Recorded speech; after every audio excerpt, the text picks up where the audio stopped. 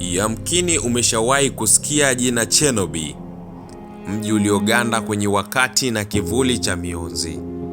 Katika eneo la kaskazini mwa Ukraine, katikati ya misitu minene na ukimya wa kutisha, kuna mahali ambapo muda ulisimama ghafla.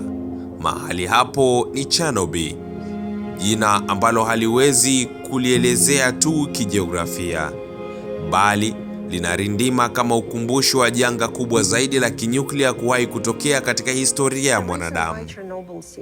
Wakati dunia ikiwa imelala fofofo katika usiku wa manane wa April 26 mwaka 1986, reakta namba 4 katika kiwanda cha umeme cha nyuklia cha Chernobyl ililipuka.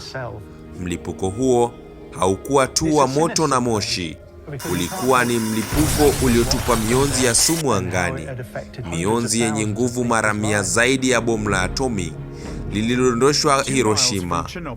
Katika sekunde chache tu, maisha ya maelfu ya watu yalirushwa kwenye janga ambalo hawakuwahi kuliota. Hakukuwa na kelele za ving'ora mara moja, wala taarifa za haraka. Watu waliamka asubuhi iliyofuata bila kujua hewa waliokuwa wakivuta ilikuwa imejaa mionzi iliyowaua kimya kimya.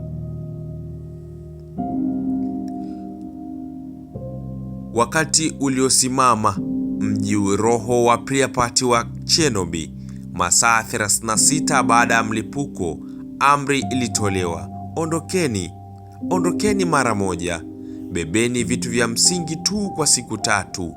Wakazi zaidi ya 110,000 waliondolewa, lakini siku hizo 3 zingekuwa milele. Watu waliacha chakula mezani, toys za watoto sakafuni, na nguo zikiwa zimeanikwa. Leo hii ukitembelea katika kijiji cha Chernobyl na mji jirani wa Pripyat, unakutana na taswira za kusisimua. Magurudumu ya michezo yaliyokuwa tayari kufunguliwa kwa ajili ya sherehe za Mei Mosi sasa yanasimama yakipata kalio la kutu, bila mtoto hata mmoja aliyewahi kuyapanda.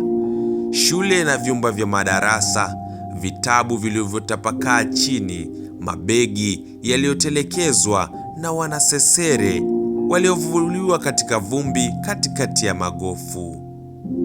Majengo yasiyo na uhai, vyumba vya hospitali ambamo nguo za zimamoto waliokimbilia kuokoa maisha ya usiku ule bado zipo basement, zikiwa na mionzi mikali hata leo.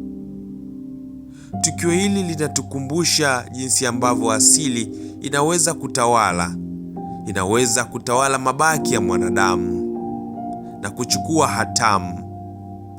Bila uwepo wa mwanadamu, misitu imekuwa katikati ya lami, majengo, wanyamapori kama mbwa mwitu, dubu, kulungu, farasi pori sasa wanaruka kwa uhuru tu kwenye mitaa ambayo zamani ilijaa magari, kelele za watu. Asili imeponya majeraha yake kwa njia ambayo hakuna mwanadamu aliyetarajia.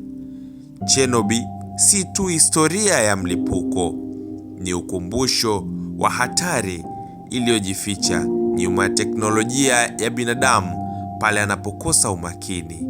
Ni mahali ambapo ukimya wake sasa unaelezea mengi kuliko maneno.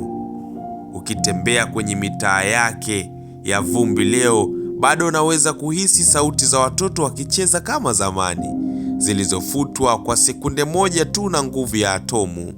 Chernobyl inabaki kuwa monument ya pekee duniani, mji ulioganda kwenye wakati, ukisubiri mamilioni ya miaka ili sumu yake itoke kabisa. Je, ungependa kuzuru Chernobyl siku moja?